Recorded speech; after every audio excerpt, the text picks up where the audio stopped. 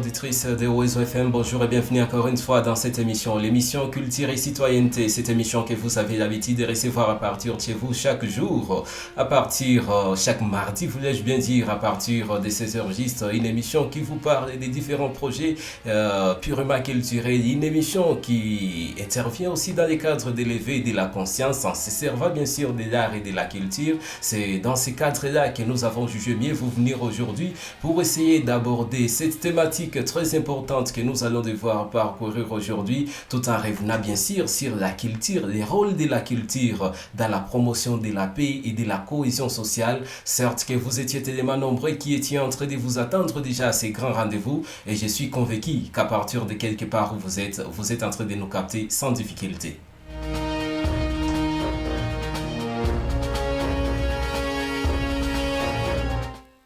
Samy Baloumé, c'est bel et bien moi à la présentation de cette émission. Comme je venais déjà de vous annoncer, vous sentez que c'est une thématique qui nécessite des interventions d'une personne mieux placée pour répondre ou bien pour intervenir à ces points et essayer de nous donner un peu de lumière sur la part de la culture dans la promotion de la paix, de la cohésion sociale et de la cohabitation pacifique. Et c'est dans ce cadre que nous avons l'honneur de vous présenter Madame Constance, elle qui est la chargée des programmes au sein de la coopération suisse. Madame Constance, bonjour et bienvenue dans l'émission Culture et Citoyenneté. Bonjour cher Samy, bonjour chères auditrices et chers auditeurs. C'est un plaisir de vous recevoir dans ces beaux studios d'OESO FM. Merci, c'est un plaisir partagé.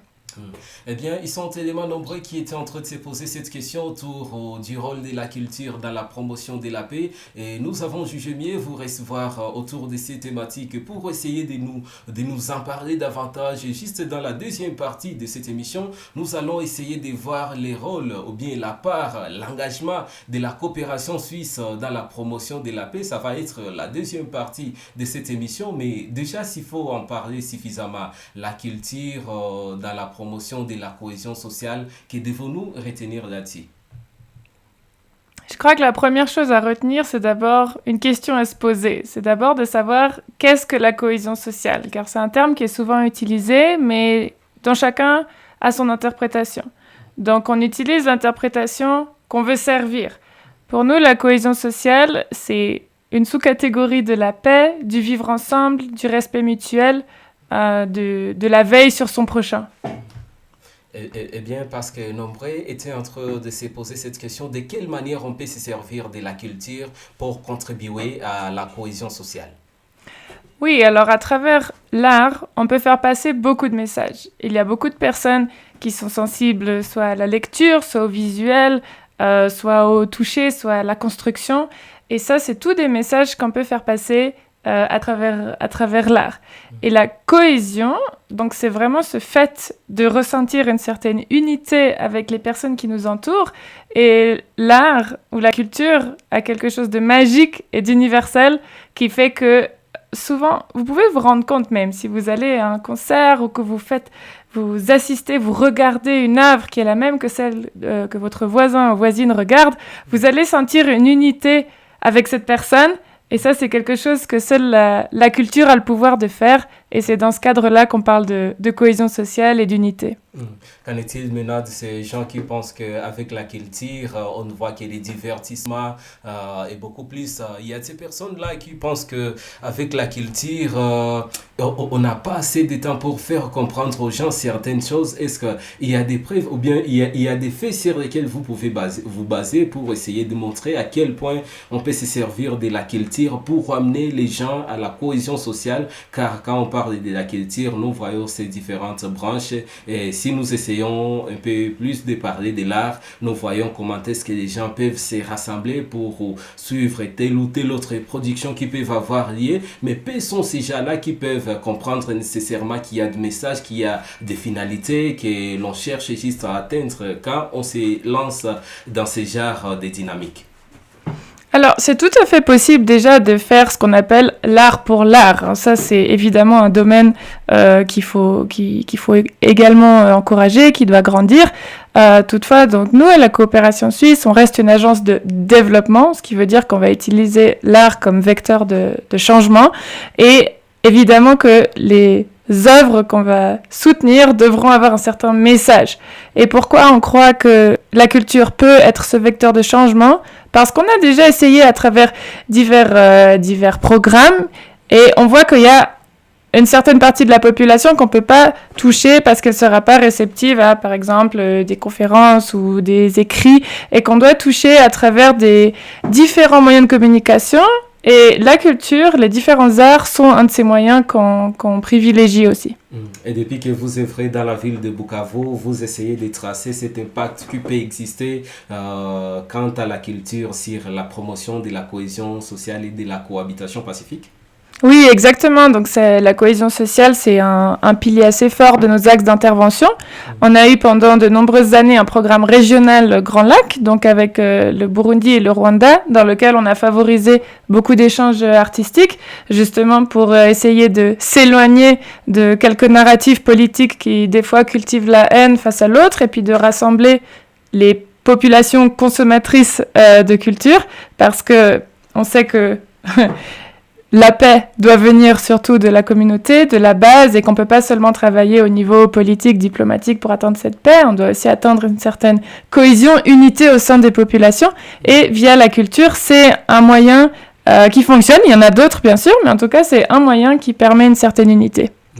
Et dans une communauté où on passe à la culture seulement quand il faut voir les divertissements, c'est quoi les approches que vous essayez juste de soulever pour amener aux gens de comprendre qu'à côté de ces divertissements, il y a aussi des choses tellement importantes sur lesquelles les gens doivent se fier et comprendre que la culture peut amener une communauté à adopter une autre attitude qui soit positive ou bien une attitude qui doit aider dans le vivre ensemble, dans la cohabitation pacifique et dans l'unité. Oui, tout à fait. Je crois que le divertissement n'exclut pas les messages, n'exclut pas l'unité, n'exclut pas ce sentiment de vivre ensemble, de partager certaines valeurs. Tant mieux si les personnes se divertissent en plus et si ça touche les personnes. Il y a certaines personnes qui sont attirées par le divertissement et on pourra, à travers ce groupe de personnes qu'on a autour de nous, pouvoir passer des messages quels qu'ils soient, où ils pourront, au travers du divertissement, ressentir une certaine unité avec d'autres personnes. Donc ça, c'est aussi quelque chose sur lequel on travaille. Et via le divertissement, on peut tout à fait porter des messages, transmettre des valeurs. Ça, c'est très important pour une nouvelle génération, une nouvelle jeunesse aussi qui fera le Bukavu ou le Congo de demain. Et ça, pour moi, c'est pas à mettre en exclusion avec le divertissement. Vous êtes beaucoup plus dans la culture, vous participez à nombreuses activités purement culturelles dans la ville de Bukavu. Est-ce que vous pensez que les différents messages que les artistes font véhiculer le long de leur scène impactent beaucoup davantage ou bien arrivent à toucher ce que vous cherchez que les gens touchent comme aspect purement positif qui peut aider à cette cohésion sociale ou à cette cohabitation pacifique? Alors, en tout cas, pour l'instant, ce que j'ai remarqué à travers diverses prestations qu'on a soutenues, c'est que la culture a surtout servi à aborder des thématiques difficiles à aborder. Donc, toutes ces thématiques de la violence, de la guerre, même surtout en ce moment des violences basées sur le genre, beaucoup de sujets tabous dont on ne parle pas, dont on ne peut pas parler comme on en parlerait comme maintenant, vous et moi. On a pu les aborder via la culture, que ce soit le théâtre, la danse, les arts visuels, le slam, l'humour. Toutes ces disciplines artistiques ont permis de thématiser les sujets. Ensuite, pour l'étape plus loin, donc pour les messages, on a fait en mars un mois vert où là on a beaucoup travaillé avec le secteur culturel pour transmettre des messages. Et de nouveau, on a travaillé avec différents artistes de différentes disciplines. Et là, je crois qu'on a vraiment pu travailler sur la transmission de messages en faveur de la protection de l'environnement. Donc il faut cadrer, bien sûr. Quand on souhaite passer un message, ça se travaille. C'est pas une prestation artistique qui va spontanément transmettre un message. Ça se travaille. Il faut réfléchir à qu'est-ce qu'on veut transmettre, qui est notre audience, et ensuite on peut conceptualiser un message à travers une certaine discipline artistique. Évidemment, je suis convaincu que ce qu'ils sont en train de nous suivre, ils sont en train de capter quand même quelque chose de très important parce que dans cette émission, nous avons toujours essayé de voir comment est-ce que nous pouvons associer l'art à un engagement purement citoyen pour promouvoir de grandes valeurs à travers l'art. Et comme nous sommes en train de vous recevoir cet élément important que nous y revenir également, est-ce qu'il vous arrive des fois de penser, parce que la culture est tellement vaste, il arrive des fois que vous pensez peut-être à visiter ou bien à échanger avec des chefs coutumiers de tel ou tel autre milieu pour voir également comment est-ce que la culture essaye juste d'amener les gens à vivre ensemble dans les différents coins de la province du Sud Kivu, parce qu'il y a des chefferies où peut-être les gens éprouvent encore ce genre de difficultés liées à la cohésion sociale, par exemple. Arrivez-vous à penser aussi à ces gens, à cette autre catégorie de personnes? Oui, bien sûr, et souvent dans les villages dans lesquels on a des projets, on remarque qu'il y a aussi une culture qui leur est propre. Donc ça va être surtout par exemple des tambourinaires qui seront là, ou des prestations corporelles, de la danse ou même des chants. Ça c'est très ancré dans chaque village, au point où parfois il n'y a pas forcément besoin de le promouvoir puisque c'est déjà là. Maintenant, avec les chefs coutumiers, bien sûr que la discussion est toujours ouverte et je pense qu'à l'avenir, on va aussi tenter de délocaliser un peu la culture, de ne pas promouvoir seulement la culture en ville, mais vraiment de promouvoir la culture en milieu rural. Quand vous soulevez l'aspect des tambourinaires, il faut me rappeler comment est-ce que ça se passe dans des palais royaux de nos différentes coutumes ici chez nous. Et je m'imagine cette ambiance que ça donnerait ou bien que ça un jour donné lors de votre visite là-bas.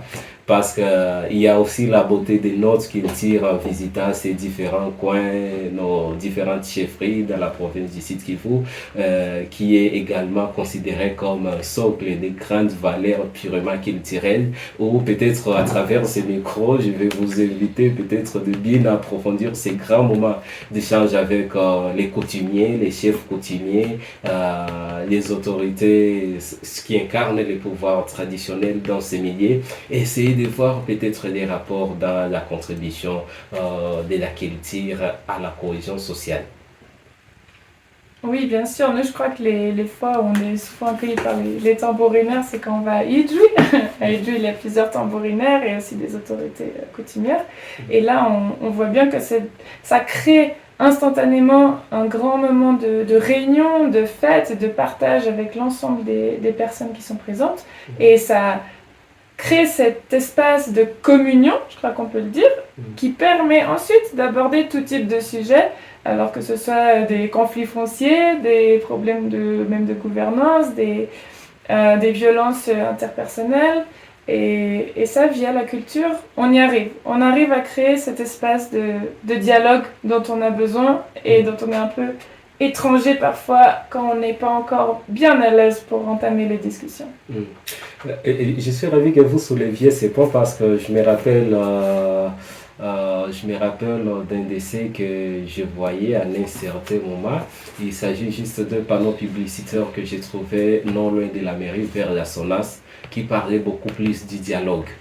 En parlant de ce dialogue, il y a un jour que j'étais à bord du taxi avec des gens qui attiraient beaucoup plus leur attention autour de ces panneaux pour essayer de se rappeler de ces grands moments. Et quand je fais les points de ces thématiques que nous sommes en train d'aborder avec des échanges qui avaient eu lieu, parce que beaucoup plus dans des villages, on considérait bien sûr l'arbre comme un espace, comme un cadre où les gens devraient se retrouver et trancher des problèmes. Et surtout que vous avez lancé le mois vert qui est passé ici récemment et qui a eu d'impact bien sûr dans la ville de Bukavu. C'est à ce point-là que je me demandais est-ce que Constance étant au programme de la coopération suisse et surtout travaillant beaucoup plus sur la question purement culturelle et de la cohésion sociale en se servant de la culture, est-ce qu'il vous arrive de penser que vous pourriez peut-être en un certain moment faire revivre même dans ces milieux-là, c'est-à-dire des milieux ruraux, c'est-à-dire qui avaient très bien avant ou à travers les baobabs, on pouvait très facilement trancher les différents problèmes. C'est qu'en sensibilisant beaucoup plus ces milieux aussi sur la culture de l'arbre et son importance. Oui, vous dites pour la culture de l'arbre déjà dans les villages. Oui, déjà dans les villages. Oui, alors ça c'est ce que c'est ce que je disais un peu avant, c'est que quand on va dans ces zones, on se rend compte que la culture est déjà là. Alors peut-être que des fois c'est oublié, que c'est une tradition oubliée, mais notre rôle est un peu, quand même un peu limité. On ne veut pas faire non plus trop d'ingérence là où il n'y en a pas besoin, là c'est pas nécessaire. Les traditions doivent aussi évoluer comme elles doivent évoluer naturellement. Je crois que nous, il y a certains endroits où on voit que la culture a un rôle à jouer, qu'elle peut avoir besoin d'un petit appui pour encore plus décoller. Et là, on a un rôle à jouer. Et après, dans les zones plus rurales, on essaie vraiment de toujours bien analyser le besoin sur place. Alors, si vous me dites qu'il y a un besoin de rediscuter autour de l'arbre, on peut voir comment évoluer en ce sens. Alors, en vous servant de la culture pour la promotion de la cohésion sociale, y a-t-il de barrières, par exemple, sur lesquelles vous vous servez, beaucoup plus dans nos différents milieux ou bien dans le milieu dans lequel vous exécutez les différents projets permaculturels? Bon, les barrières, ce sera toujours les sujets trop tabous. Alors ça, c'est toujours, on arrive à aborder certains sujets, mais peut-être que d'autres sont encore un peu trop compliqués, même pour la culture. Et puis ensuite, l'autre barrière, c'est le choix des zones géographiques d'intervention, des types de disciplines à soutenir, parce que les besoins sont immenses. On a beaucoup d'idées. Vous aussi, même, avez beaucoup d'idées de soutien. Et ça, malheureusement, avec des financements limités, on doit faire quelques choix. Et ça, c'est une des barrières qui nous empêche de faire rayonner la culture encore plus qu'elle le pourrait.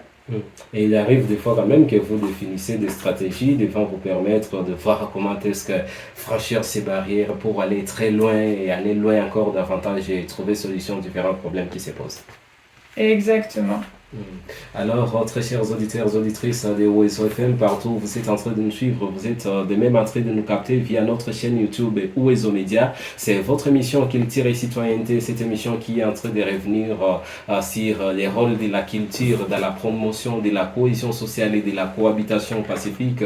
Une émission qui est en train de recevoir Madame Constance, qui est la chargée des programmes au sein de la coopération suisse, elle qui est en train d'aborder cette matière avec nous, pour essayer juste de nous montrer les rôles en tant que coopération suisse dans la promotion de la cohésion sociale à travers la culture. Je sais très bien que vous êtes en train d'en être suffisamment édifié et c'est pour cette raison-là que nous avons jugé même mieux d'aborder cette thématique en cette date d'aujourd'hui, le 30 juin, une date que tout Congolais fête à partir de quelque part ou bien une date sur laquelle tout Congolais essaie de méditer et voir ce qu'il peut faire de sa part pour amener ou bien pour un certain éveil de la conscience. Et je sais très bien que vous êtes en train de noter beaucoup d'aspects qui sont en train d'être soulevés à travers cette émission. Et comme nous sommes en train d'avancer, parce que nous avons très bien soulevé que nous allons devoir voir les rôles ou aborder les rôles de la culture dans la promotion de la cohésion sociale et de la cohabitation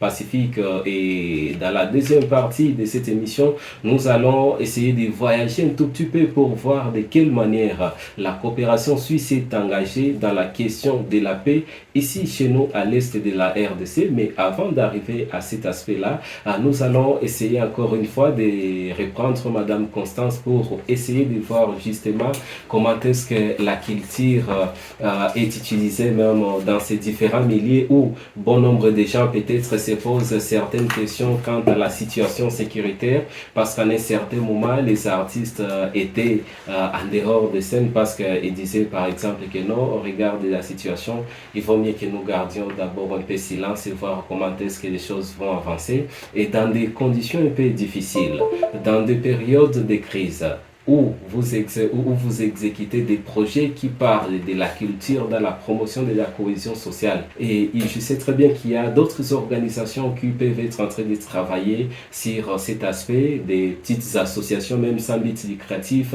Quelle est cette expérience que vous pouvez leur partager, sur lesquelles ils peuvent se dire que non, nous allons aussi aborder cette matière de cette façon à travers cette émission que nous avons suivie, où il y a une personne qui essayait d'intervenir, de soulever la part de la culture dans la promotion de la cohabitation pacifique et de la cohésion sociale. Le contexte est bien sûr un élément important qui définit l'espace artistique, l'espace culturel dans lequel on peut se mouvoir. Donc cet espace, il est flexible. Il s'ouvre, il se restreint, il s'ouvre, il se restreint, bien sûr. Mais je crois que l'important, et c'est aussi pour ça qu'on est resté, c'est de toujours garder un minimum d'espace parce qu'on croit toujours au pouvoir de cette culture, surtout dans des contextes compliqués comme celui qu'on est en train de traverser maintenant, comme outil de résilience. Et ça, je crois qu'on parle d'abord de cohésion. Et là, en avant, on pouvait faire beaucoup avec les Grands Lacs. Et puis quand cette cohésion devient régionalement un peu moins possible, on va faire de la cohésion plus au niveau communautaire, donc ça on peut toujours faire, travailler au niveau des villages ou des villes. Et puis quand même celle-ci est parfois un peu mise en danger, on travaille sur la cohésion avec soi-même, donc c'est-à-dire la résilience. Et l'art nous donne cette forme d'espoir qui nous permet d'avancer, qui nous permet de finir chaque journée et de croire que celle de demain sera meilleure. Cette journée laisse cet espoir de croire que demain sera meilleur, mais une autre question qui me revient en tête est juste de savoir les secteurs sur lesquels l'ADDC travaille pour juste faciliter cette cohésion sociale. Oui, la cohésion sociale, on a donc différents programmes, donc de participation citoyenne, de participation médiatique aussi, des programmes médias dont vous faites aussi partie. Et ce grand programme d'appui à la culture qui a duré 4 ans et qui s'est terminé le mois passé et qui avait comme idée directrice, comme leitmotiv, de œuvrer pour la cohésion sociale. Et après, chacune est libre de décliner ce principe en fonction de l'art dont il ou elle est le maître. Quand vous essayez d'observer ce que vous avez amené comme contribution dans la cohésion sociale, dans la cohabitation pacifique, en ces moments qui étaient tellement difficiles ou bien qui sont difficiles, quand vous essayez de voir ce qui a été votre contribution en cette période, de quelle manière vous arrivez juste à vous frotter les mains ou bien de quelle manière vous vous réjouissez de ces gestes si louables que vous avez juste apportés? Oui, le fait déjà d'être resté, ça c'était déjà un grand soulagement pour beaucoup. Donc beaucoup de bailleurs sont partis dans le secteur culturel. Vous savez que l'Institut français, qui était aussi un pilier en termes culturels dans la ville de Bukavu, ou même à Goma, est également parti, ce qui a laissé un trou, on peut le dire, un trou culturel dans cette ville de Bukavu. Et nous, on a vu vraiment que toutes les demandes culturelles se sont redirigées vers nous. Alors, on n'a pas pu répondre à toutes les demandes, mais quand même à certaines. Et ça a permis de garder un minimum de culture dans la ville de Bukavu. Et je crois que ça a aidé plus d'un à garder l'espoir. Je vais vous partager une petite expérience parce que au moins moi j'ai grandi à l'est de la RDC, je suis né et grandi ici. On sait très bien qu'en ce genre de période il y a des tensions qui montent de temps en temps, mais je peux dire que pendant toute cette période c'est la culture qui était en vogue et je peux dire que la culture a réussi sa mission parce qu'au moins à travers ces différents moments, des différentes productions auxquelles on assistait, on arrivait quand même à se refouler de ce qui ne marchait pas en soi et on arrivait à comprendre, parce que très bien avant, il y a toujours des discours de haine qui circulaient en des périodes pareilles. Mais ces derniers temps, on est en train de voir une population, un peuple qui se comprend en tant que tel, un peuple résilient, un peuple qui comprend que des moments sont parfois difficiles économiquement, politiquement également, mais au moins il y a la culture qui est toujours dans la zone, qui est en train de faire son travail, et bien sûr à travers ces organisations, ou cette organisation, je vais citer bien la coopération suisse, qui a jugé mieux garder son équilibre pour essayer de contribuer à cette cohésion sociale. Et maintenant, quand vous vivez cela, parce que vous avez également, j'ai bien resté à l'Est en cette période, vous n'avez pas fui, quand vous voyez tout ce qui se passe à l'Est de la RDC, je sais très bien que vous êtes également témoin, permettez-moi cette tautologie, témoin de ces témoignages que je venais à peine de partager.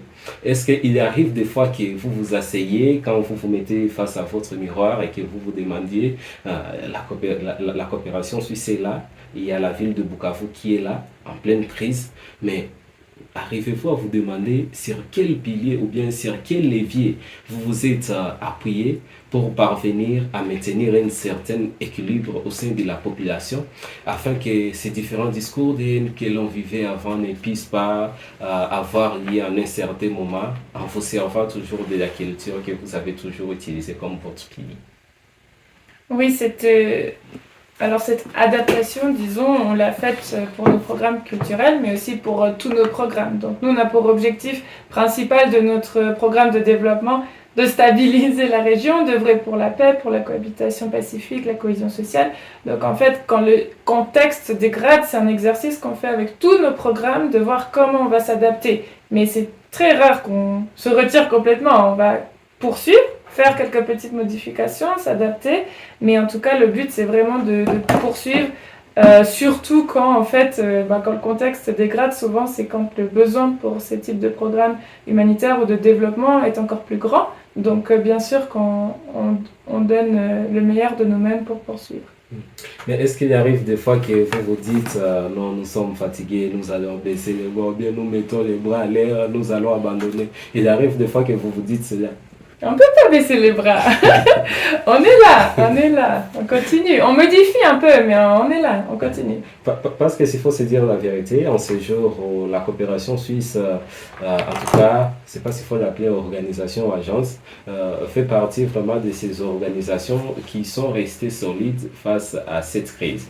Parce que bon nombre déjà, qu'il s'agisse des agences des Nations Unies, des organisations internationales, ils ont jugé mieux fermer leurs portes en cette période de crise. Mais vous êtes resté seul ouverte en train de travailler sur ces différents problèmes. Comme je venais à peine de citer les mérites qui vous reviennent en termes de gestion de ces différentes situations quand on parle beaucoup plus de la culture. J'évoque beaucoup plus de la culture parce que nous, au Oizo, nous sommes également dans la culture. Et est-ce qu'il arrive des fois que vous vous dites carrément, au regard de ce travail que nous venons de faire, il est fort possible que nous avancions et aller plus loin, peut-être dans toute la RDC? En termes programmatiques, vous dites? Oui, en termes de programme. Parce que je suis en train de voir comment est-ce que ces autres organisations ont fui, mais vous avez maintenu votre équilibre.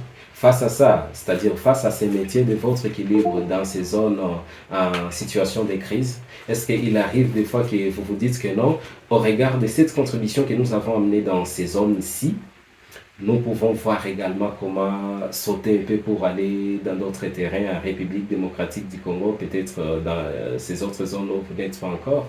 Ou bien, je ne sais pas si vous êtes dans toute la RDC, ou bien si vous êtes seulement basé soit à Bukavu, Goma, Kinshasa, je ne sais pas. Oui, donc en fait, on a le bureau de coopération, comme on l'appelle, qui est actif en Ituri, au nord Kivu et au sud Kivu. Et puis on a la représentation diplomatique à Kinshasa, donc on a l'ambassade.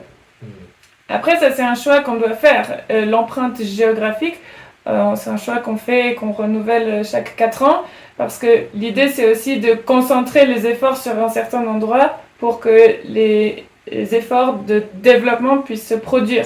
Je pense que si on fait un petit projet à gauche, un petit projet à droite, on n'arrive pas à avoir un réel impact. Donc c'est sûr que nous, on a pris la décision délibérée de se concentrer sur l'Est et sur les 3 provinces que j'ai citées pour maximiser l'impact. Après, si on veut capitaliser tout ce savoir et le répercuter autre part, ça c'est possible. Mais pour l'instant, c'est pas au programme. On se concentre sur l'Est de la RDC. Et pourquoi? Parce que c'est la zone qui a été identifiée comme ayant le plus de besoins. Et comme vous le dites de cette manière-là, s'il faut essayer de voir les différents programmes que vous avez. Si une fois, comme je suis en train de recevoir bien sûr la chargée des programmes, si c'était question de vous asseoir, essayer de voir ce que vous avez déjà réalisé dans les zones dans lesquelles vous intervenez, comment est-ce que vous vous appréciez? Ouais. Oui, les zones où on intervient, je crois que ça fait toujours plaisir de s'y rendre parce qu'on voit les avancées. Donc que ce soit dans le domaine de la gouvernance ou de la cohabitation pacifique, que ce soit dans le domaine de la santé ou du développement économique, je crois qu'on peut voir assez bien. Donc soit des paysans qui maintenant sont plus forts, ont un revenu augmenté, plus stable aussi, des centres de santé qui ont été équipés, le taux d'accouchement hors structure médicale qui a réduit. le taux de mortalité maternelle qui est sur la bonne voie pour réduire également. Donc ça, c'est des résultats tangibles qu'on voit dans les zones d'intervention et qui nous donnent en tout cas le courage de continuer. Et comme en cette période, nous sommes dans une situation de crise, comment est-ce que vous entrevoyez travailler juste après crise? Y a-t-il d'autres projets que vous comptez développer? Y a-t-il d'autres interventions que vous comptez mener? C'est quoi ce que vous prévoyez, vos perspectives d'après-crise? Alors nous, on soutient une trentaine de projets et c'est que des projets qui ont des dates de début et des dates de fin un peu différentes. Donc ça veut dire que... Beaucoup plus dans la culture. La question est basée beaucoup plus dans la culture. Comme je l'ai dit, que nous sommes beaucoup plus basés dans la culture. C'est pour cette raison-là que je suis en train de me fier beaucoup plus à la culture. La culture, on a terminé le programme d'appui à la culture le mois passé. Là, on se donne un petit temps pour évaluer l'impact, pour réfléchir à comment est-ce qu'on va conceptualiser le prochain.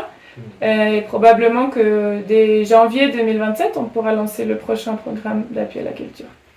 Janvier 2027, un autre programme d'appui à la culture intervient. Je sais très bien que tous qui sont en train de nous suivre sont en train de capter quand même, parce qu'il y a ces gens-là qui nous posaient ces genres de questions. C'est pour cette raison-là même que nous avons jugé mieux venir pour vous recevoir afin que vous donniez assez de lumière à travers cette émission. Parce que nombreux avaient entendu que non, la culture, le programme PAC a d'abord coupé, mais qu'est-ce qui va venir après? C'était des questions que la population nous posait dans différents terrains où nous nous entretenions avec certains artistes, mais pas qu'à couper. Mais qu'est-ce qui va venir après? C'est que nous allons rester dans le même système après le départ de l'Institut français, le départ de Nabel.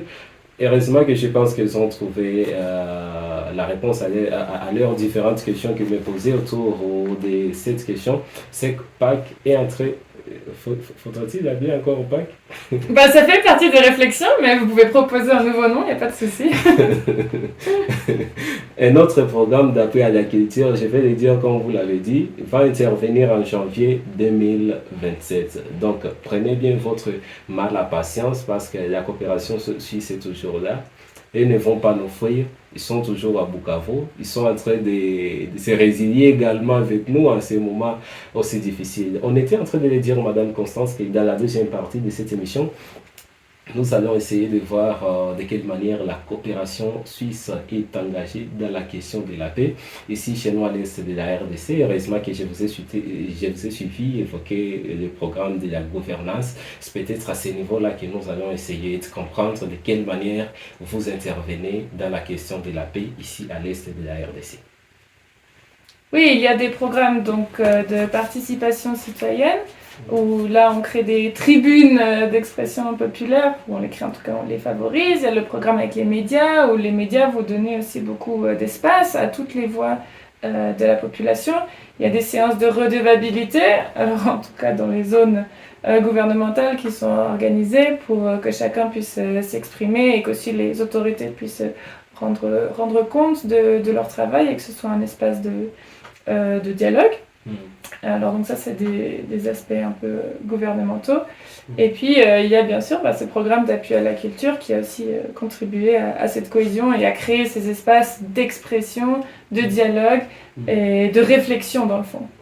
Évidemment, dans des situations où la liberté d'expression est un peu réduite, comment est-ce que vous intervenez là? Parce que vous avez parlé des cadres d'échange qui sont organisés par-ci, par-là pour essayer de répondre à cette ultime cause. Mais dans une situation où, par exemple, la liberté d'expression est un peu réduite, comment est-ce que vous intervenez là?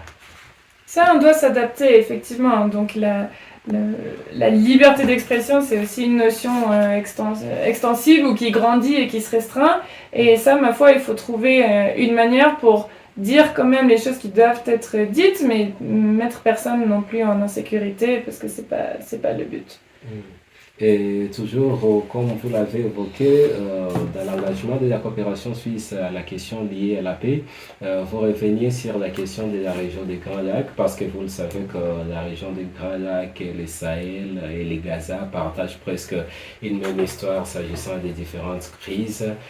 Est-ce qu'il vous arrive des fois que vous développiez certains mécanismes qui peuvent faire à ce que la région des Grands Lacs soit vraiment une région ou un espace pur purement pacifique, un espace où les gens peuvent se parler en se regardant droit dans les yeux, un espace où l'unité doit régner à la place de la division? Oui, alors cette paix, elle s'analyse à différents niveaux. Donc il y a le niveau bien sûr politique qui est haut. Par exemple, là on est en train de recevoir les processus de Doha dans notre pays en Suisse. Donc ça c'est pour travailler sur cette paix au niveau politique, diplomatique. Mais après, via nos programmes de coopération, on essaye de travailler sur cette paix au niveau communautaire, parce qu'on sait que l'appel doit se faire à tous les niveaux, donc tant au plus haut niveau qu'au niveau de chaque être humain. Et avec ça, à travers tous nos programmes, on essaye chaque fois d'avoir cette vision régionale, vision de cohabitation pacifique et de cohésion sociale, et du coup qu'on insère plutôt en filigrane de chaque programme. En fait, j'ai posé cette question parce que sur les plans étendus ou superficie, la Suisse, je peux dire, est un petit pays côté superficie, mais sur les plans diplomatiques ou politiques, on sait très bien l'apport de la Suisse dans les différents conflits dans le monde, parce que la Suisse est devenue comme, je ne sais pas s'il faut l'appeler refuge, où certaines assises doivent avoir lieu pour trouver carrément une solution durable aux différentes questions. C'est pour cette raison-là que j'essayais juste de savoir, vous qui êtes à l'est de la RDC, vous qui êtes dans la région des Grands Lacs, arrivez-vous à essayer juste d'influencer les décideurs de ces côtés-là, de voir également ce qui peut être des rapports dans cette question-là, comme j'étais en train de le dire, l'est de la RDC ou bien la région des Grands Lacs, c'est comme le Sahel, c'est comme la bande de Gaza, côté instabilité. Est-ce que dans les jours à venir, les nouvelles générations peuvent rester avec la Suisse dans l'histoire comme un pays qui a contribué au retour de la paix dans la région des Grands Lacs? Alors la Suisse, c'est un pays de paix, de tradition. Donc ce que la Suisse peut faire, c'est toujours offrir ce qu'on appelle les bons offices. Donc offrir des plateformes de médiation, de dialogue, et puis partager notre expertise dans cette manière de vivre pacifique, en fait. Et c'est ça qu'on peut offrir. Après, notre limite restera toujours la souveraineté des pays, n'est-ce pas? Chaque pays est souverain et on peut que les accompagner dans un processus qui initialement est le fruit de leur volonté, mais on ne pourra jamais forcer quelqu'un, un pays. Donc ça, on accompagne, on est toujours là pour accompagner, mais c'est clair que la volonté initiale doit quand même venir d'un pays ou respectivement des 3 pays que vous avez mentionnés. Alors, c'est quoi les points forts que vous pouvez évoquer, vous qui travaillez dans ce secteur, vous qui êtes à la coopération suisse? C'est quoi ces points forts que vous pouvez soulever, que vous avez déjà avancé dans le cadre de l'engagement de la coopération suisse dans les retours, par exemple, de la paix à l'est de la RDC? Les points forts sur lesquels vous pouvez vous appuyer? Ouais, donc alors celui qui est le plus actuel, c'est vraiment la reprise de ces processus de Doha, qui sont ces accords de paix qui sont négociés, qui sont mis en œuvre petit à petit, article par article. Donc ça serait vraiment une grande avancée si tous les articles pouvaient être mis en œuvre.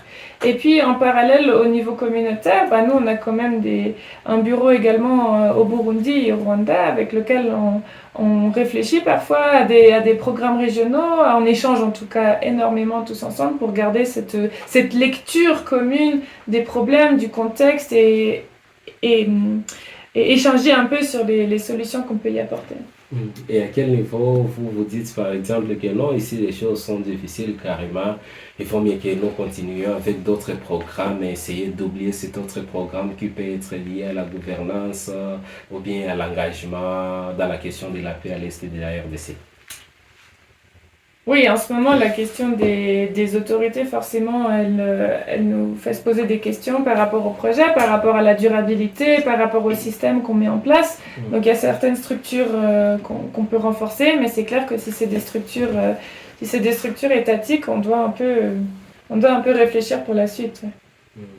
Et à tous ces gens qui sont en train de nous suivre et qui veulent peut-être avoir ou bénéficier d'une expérience que vous pouvez leur partager en matière de la paix, que doivent-ils retenir en ce moment?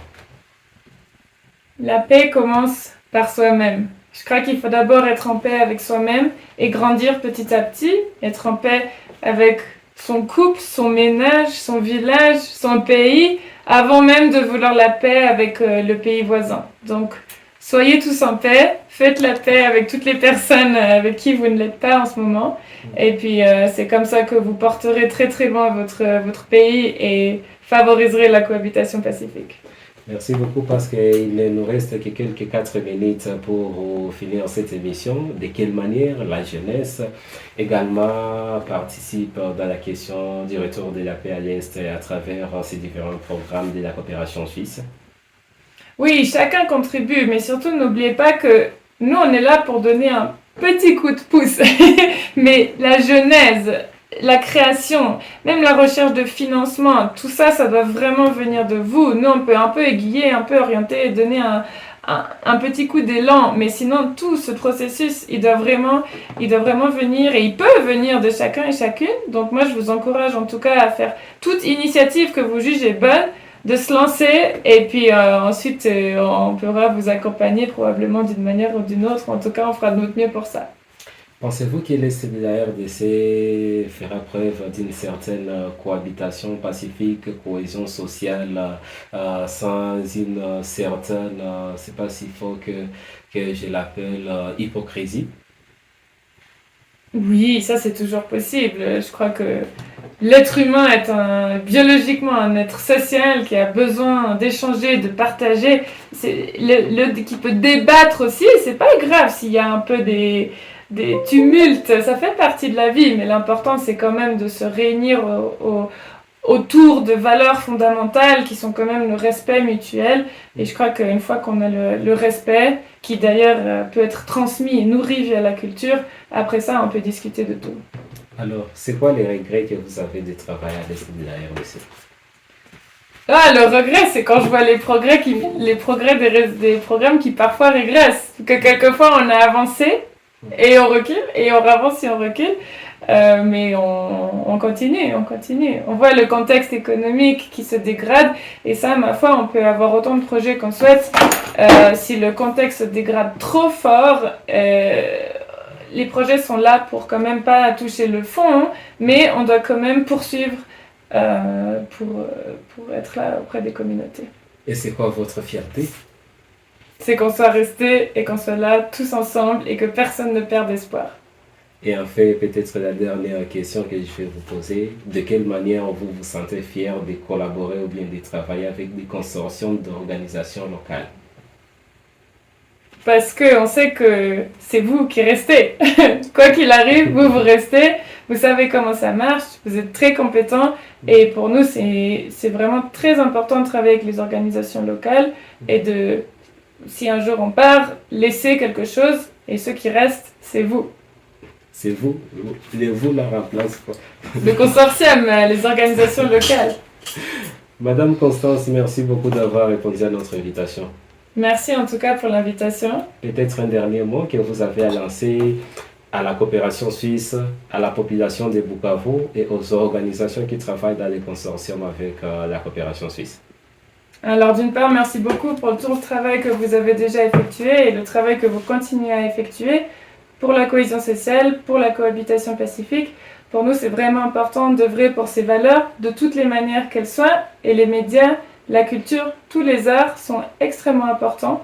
Donc en tout cas, on vous félicite pour ce que vous avez déjà fait.